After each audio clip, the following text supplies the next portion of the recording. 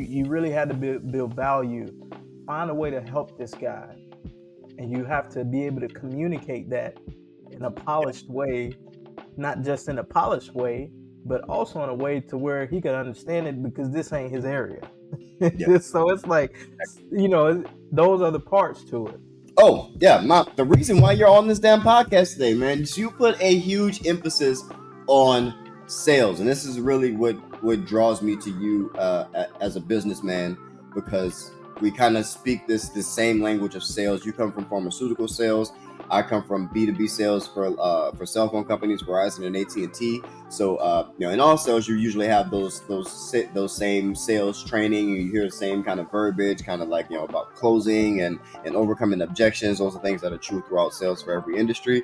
And so when you hear someone else talking about that, or someone else who sold or had a sales job in multiple different industries, we all kind of sound the same. We all kind of like, Right. we can spot it a mile away. I'm like, okay, that guy knows what it is. That guy knows something. That's one of the things that attracted me to you in the very beginning. But I've noticed that you've kind of put this big emphasis on sales. I don't emphasize sales enough because I feel like it scares people away. But they so afraid to actually do some work. But you put a big emphasis on sales, which I have a huge respect for it. So why do you feel like you put such a big emphasis on sales and that aspect of business? Love, this for all my boss babe. Go do your boss thing. Loving how you boss babe. This for all my dreamers and my doers and all the entrepreneurs. Just believe in what you're doing and pursuing love. This for all my boss babe. Go do your boss thing. Yeah, and you know what? Likewise, DJ, I was actually attracted to you in the sense of as soon as we linked up, it was just natural, man. It was just natural. And see, that's what sales does. Just like I said a moment ago, it helps you with your interpersonal skills, right? Because you're forced to adapt to a certain situation, right? Especially when you face to face with people. So I've been in situations before pharma. I sold SaaS software for 10 years, and I was in some boardrooms with some big dogs, like heavies, who are running, $200, $300, $400 million companies. And here I am as a, 28, 29-year-old kid in their eyes. Mm-hmm. They're already thinking, how can you help me, right? So being in those uncomfortable situations and having to build value and build it quick, it kind of taught me something, right? So you really had to build value, find a way to help this guy.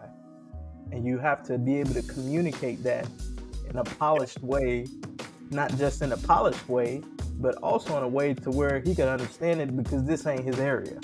Yeah. So it's like, those are the parts to it. Boss fam, really quick, you have got to start automating your sales process. I know you love your cleaning business, this is your baby, but you can't do everything. You're trying to run a business here. So automate your sales process so that you can have more time to close deals and grow your cleaning business. That's what you're supposed to be doing. You're the CEO, you're the owner. So you are responsible for growing the business, not doing all those small day-to-day tasks. And if you don't know how to automate your sales process, I have a guide. So go in the link in the description and download the guide. That way you can start automating the sales process and start growing your business and working on your business instead of in it. Love you guys. Keep that boss mentality. Peace. And it may be a challenge in the beginning, but just like you said earlier, when you lifting weights, you do it so much, it becomes muscle memory. So when I figured it out that the cleaning business industry was pretty much the same as the corporate industry, what I had been doing, for 10 years, that's when the light bulb went off. I'm like, oh shit, this is just like at work. So I put my emphasis on sales. I meet people and show them how I could bring value as a cleaning company, and earn their trust and win the business. Find a way to beat out everybody else. So that's where my strength was. And, the situations that I've been able to, blessed to be in, over my 10-year career in sales. I've sold in my territory. At one job, I was over like 21 states, so I traveled for sales. So I had a job where they fly me out, put me on a plane, sometimes first class, and I'm going, all over the country to sell. So at that time, I had no clue that it was preparing me for my own operation. I had no clue. I just thought I wanted to move up the ranks. I knew at some point I did want to, own my own company, like seriously and write out, right? But I just didn't know when that time was coming. So I just thought I was just going to move up the ranks, save a lot of money and take a lot of the money and then start the business, right? Because I always did something on the side, whether it was like selling life insurance or, stuff like that. I always had a hustle on the side. I never just had just a job, right? So, Exactly. I always had that insurance plan on the side. So, but yeah, man, so that's how it kind of evolved into, into a sales sort of powerhouse with me, because it's like no sales, you don't have a business if you don't have sales. And if you look around you now, even on me now, we got cell phones. I guarantee you open up a cell phone, you go on any app, whether it's Facebook, something, within 2 minutes you're going to see somebody trying to sell you something.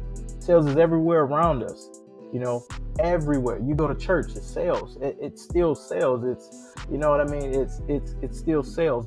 They want you to be a part of their congregation, right? They're selling you on why you should be a part of this congregation, right? And it's not a bad thing. That's just the truth. That's the reality. That's what it is. Politicians, it's sales. Here's why you should vote for me. Even the military, hey, come join us. You get these benefits, you get the VA loan package, it's a sale, it's a transaction. It's a transaction. And even in that, there's ways to do it. Like, even if you're recruiting, like there's different things you can, depending on who you're talking to. If you're good at sales, then you're able to pull that information from them, and you get to give them a solution that fits them. So if they're passionate about bettering themselves or bettering their life, and you're selling this military recruitment or like this spot in the military, then you can appeal to that.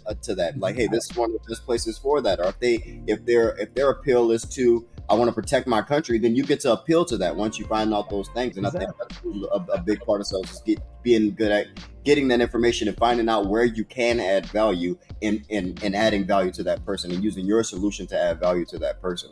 It's definitely one of the things that I absolutely love about sales. I was deeply indoctrinated into the sales culture of America, like out here in Seattle. My very first job was with an authorized retailer for AT&T, and their sales training program was intense. Like it was like, and I'm glad I kind of had that thrown into the ringer type of sales environment to get into, because it was really sink or swim.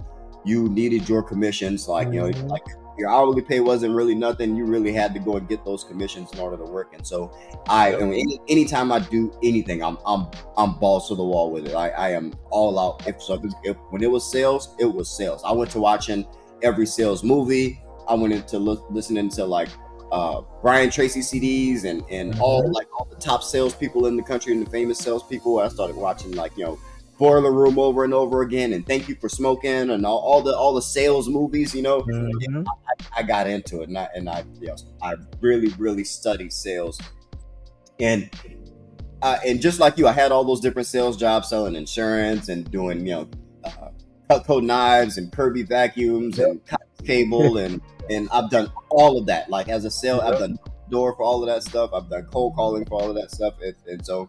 What it really did was build up that callus for that no, because you start to realize that when you're in sales, you start to learn really quickly that it's a numbers game. I specialize in coaching and consulting for new and aspiring commercial cleaning business owners just like you. She helped me get this whole process started. I talked to that man for less than 30 minutes, okay? It was a great move for me to make. I ain't have a lot of money or nothing, but he gave me the steps I need to take to do it. My goal is to equip you with the tools and the knowledge you need to thrive in this competitive industry. And all I can say is that the value that was given to us in that 1 hour was well worth what we paid for, in my opinion. DJ's consultation is 100% worth it. I come up with a custom plan for you and your business. The information he provided was invaluable, man. He provided so much value. We really love how this information was tailored to our specific needs. Best practices, marketing strategies, and industry secrets, and anything else you need to get ahead. We noticed a big shift in our business. I just closed 2 clients. I just closed 2 clients. You're also going to save a lot of money by avoiding costly mistakes by learning from someone who's experienced and who's done exactly what you're trying to do. I highly recommend DJ The Boss. We definitely recommend a consultation with DJ The Boss to anybody with the cleaning service. I definitely would recommend using DJ services. I appreciate you, DJ The Boss. Shout out to you, DJ The Boss. Book a one-on-one session with me. We can help get your business to the next level. When they start to get new business, they'll stop looking for new business so they can train their employees. But then once you get the employees trained, now you got no new business coming in and you're back to square one. So you always got to be doing both at the same time. There's never a time in your business where you should not be taking on new clients and not be hiring new employees. That's a 100% of the time activity in your business all the time, forever.